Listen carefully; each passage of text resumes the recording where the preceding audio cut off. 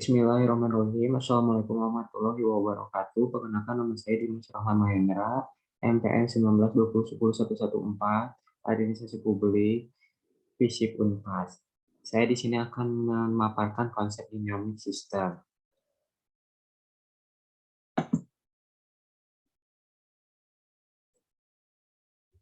Pengertian dinamik sistem. Sistem dinamik adalah suatu metode analisis permasalahan, di mana waktu merupakan salah satu faktor terpenting dan meliputi pemahaman bagaimana suatu sistem dapat dipertahankan dari gangguan di luar sistem atau dibuat sesuai dengan tujuan dari pemodelan sistem yang akan dibuat. Serta dalam model sistem dinamis, merupakan metodologi yang membantu mendesain lebih baik dan menganggap sistem yang kompleks menurut Vidya Astuti 2018. Pada kenyataannya, semua struktur sosial dan sistem yang kompleks dimulai dari mengamati dan menganggapi sifat sistem yang kompleks, struktur yang saling berhubungan yang diisi dengan loop umpan balik di mana perilaku dan tindakan di salah satu bagian dari dampak sistem atau dibatasi oleh bagian lain dari sistem untuk membuat dan memproses dalam pemodelan sistem dinamis.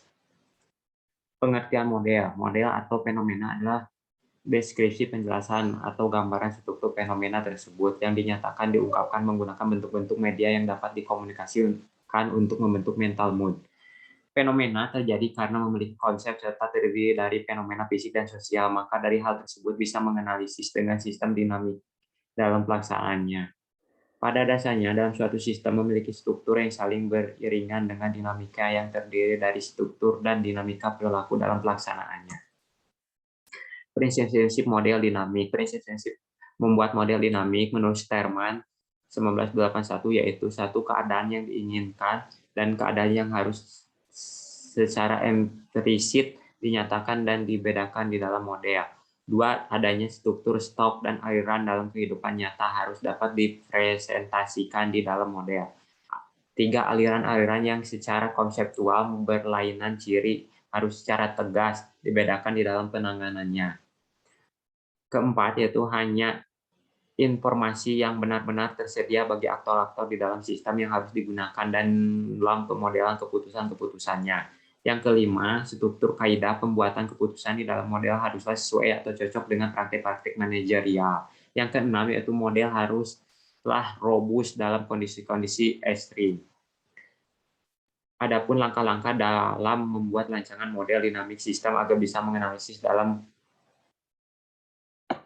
kebijakan publik khususnya, yaitu terdiri dari satu, konseptualisasi atau dynamic review, identifikasi struktur masalah fenomena. Kegiatan ini dimulai dari pemetaan berbagai masalah isu kebijakan publik, mereplikasikan perilaku dinamis yang bermasalah. Sebuah prinsip dalam model sistem dinamis adalah struktur umpan balik. Sistem menentukan perilaku dinamis. Beberapa praktisi dan akademis menuliskan identifikasi masalah antara kebijakan yang telah dilakukan dengan identifikasi potensi keberhasilan masa depan. Kebijakan yang rancangan untuk memudahkan identifikasi masalah biasanya dilakukan dengan jumlah angka yang diidentifikasikan. Kemudian angka tersebut ditabelkan agar mempermudah dan menjelaskan dalam bentuk deskripsi. Menurut Albin 1997, Liz Neis 2009, dan Wade 2010. Yang kedua itu formulasi atau feedback. Kegiatan ini mengkomprensikan umpan balik, artinya bahwa ikatan yang erat di antara aktor dan tindakan memberikan umpan balik pada keputusan dan kemungkinan akan dapat mengubah apa yang telah dilakukan untuk memicu orang lain bertindak sehingga memunculkan situasi baru yang kemudian mengaruhi keputusan selanjutnya. Yang ketiga itu pengujian, validation, aspek, policy, analisis, yaitu tahap ini mensimulasikan model-model dan menguji hipotesis yang dinamis, uji asumsi model, dan uji model perilaku dan kepekaan terhadap gangguan. Validasi adalah proses yang berkepanjangan dan rumit yang melibatkan perangkat formal atau kuantitatif dan informal atau kualitatif. Aspek formal validasi dan taksonomi dari berbagai aspek dan langkah-langkah validasi menurut Barlas 2002. Model dapat diklasifikasikan dalam berbagai cara sesuai dengan kriteria yang berbeda seperti fisik dan simbolis, dinamis versus statistik, dan lain-lain. Terkait dengan gagasan validasi, perbedaan krusial harus dibuat antara model deskriptif sebab akibat seperti teori dan model yang murni korelasi murni berbasis data. Yang keempat yaitu penggunaan alat atau software. Pembuatan model sistem dinamis dapat menggunakan beberapa software, di antaranya Dynamo, Pensim, Stella, Aiting, dan PowerSim. Seperti misalnya PowerSim adalah software simulasi untuk sistem dinamis dengan menggunakan metodologi pemodelan berbasis komputer. Selanjutnya itu pemodelan atau fenomena sistem dinamik dalam pelayanan publik menggunakan aplikasi Pensim seperti gambar berikut.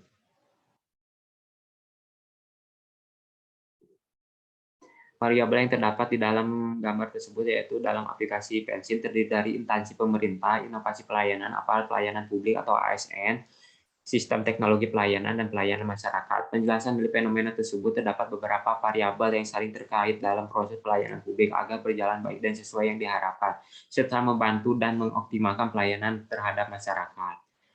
Serta dari gambaran tersebut menghasilkan beberapa hal dari loop yang dihasilkan yaitu instansi pemerintah berdampak positif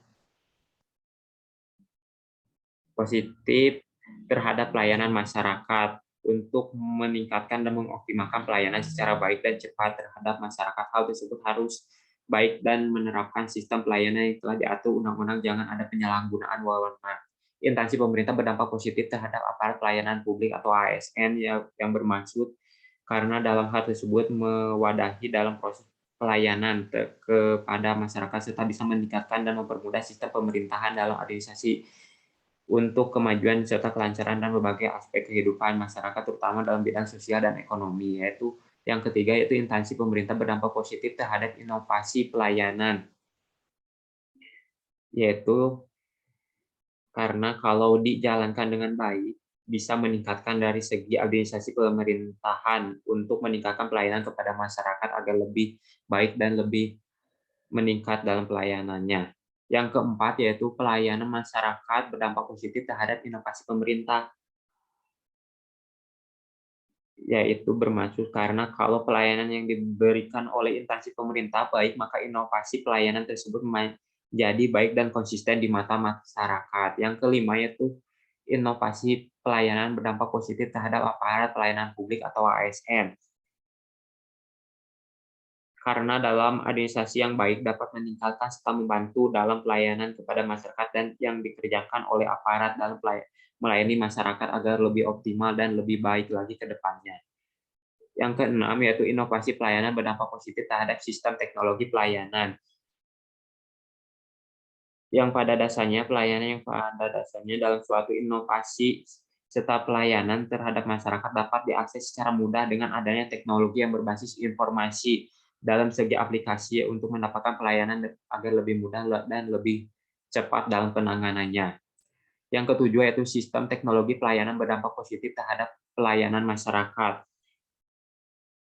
yaitu sebuah teknologi yang berbasis informasi dapat memudahkan masyarakat dalam mendapatkan pelayanan yang agar bisa mengikis birokrasi yang berkepanjangan di instansi-instansi pemerintah.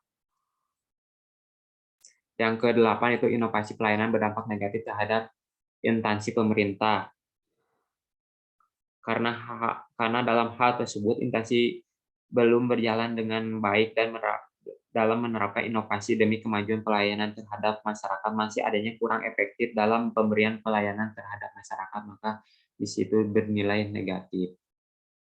Jadi pada intinya terdapat dalam 8 loop, yaitu terbagi atas 7 positif serta 1 negatif. Maka dari loop yang positif yang menggambarkan umpan balik dari setiap elemennya, yang pada dasarnya dalam suatu pelayanan terhadap masyarakat harus berjalan baik serta sesuai dengan poin-poin yang ditentukan untuk meningkatkan serta mengefisienkan pelayanan terhadap masyarakat serta dibantu dengan teknologi informasi agar memudahkan masyarakat dalam mendapatkan pelayanan dari instansi pemerintah dan bisa mengikis birokrasi dalam pengurusan dokumen-dokumen yang diperlukan oleh masyarakat. Yang pada dasarnya dari pembahasan di atas tersebut dapat disimpulkan,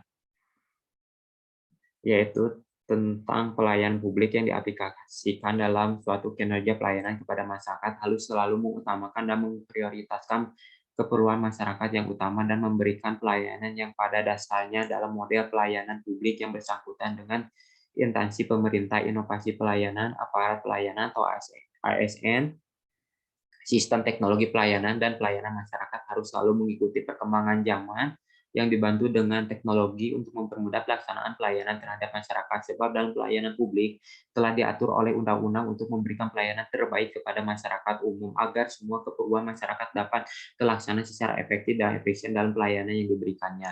Dalam suatu pelayanan harus menerapkan kebijakan yang baik dan dalam untuk memajukan pelayanan yang diselenggarakan di instansi pemerintah agar berjalan baik dan lancar dalam memberikan pelayanan, maka dalam kebijakan sangatlah diperlukan implementasi kebijakan merupakan tahapan yang paling penting dalam proses kebijakan. Artinya implementasi kebijakan menentukan keberhasilan suatu proses kebijakan di mana tujuan serta dampak kebijakan dapat dihasilkan agar berjalan baik sesuai dengan apa yang diharapkan. Yang pada intinya dalam kualitas pelayanan merupakan suatu yang kompleks sehingga untuk menentukan sejauh mana kualitas dari pelayanan tersebut dapat dilihat dari 5 indikator, yaitu 1, reliability, yaitu kemampuan untuk memberikan secara tepat dan benar jenis pelayanan yang telah dijanjikan kepada pelanggan. Responsiveness, kesadaran atau keinginan membantu konsumen untuk memberikan pelayanan yang cepat. Assurance, pengetahuan atau kesopan santunan, kepercayaan diri, memberikan layanan respect terhadap konsumen. Empati, kemauan memberikan layanan, melakukan pendekatan, memberikan perlindungan, serta berusaha untuk mengetahui keinginan pelanggan. Tangibles, penampilan para pegawai dan fasilitas fisiknya seperti peralatan penunjang pelayanan dalam memberikan pelayanan kepada masyarakat secara umumnya. Maka dari hal tersebut, pelayanan kepada masyarakat harus bisa ditingkatkan agar dapat memajukan dan melancarkan semua keperluan yang dimiliki masyarakat agar berjalan baik dan sesuai dengan undang-undang yang berlaku. Maka dari hal tersebut, yang setelah saya paparkan, mohon maaf apabila ada salah-salah kata yang kurang baik. Saya tutup, sekian dan terima kasih.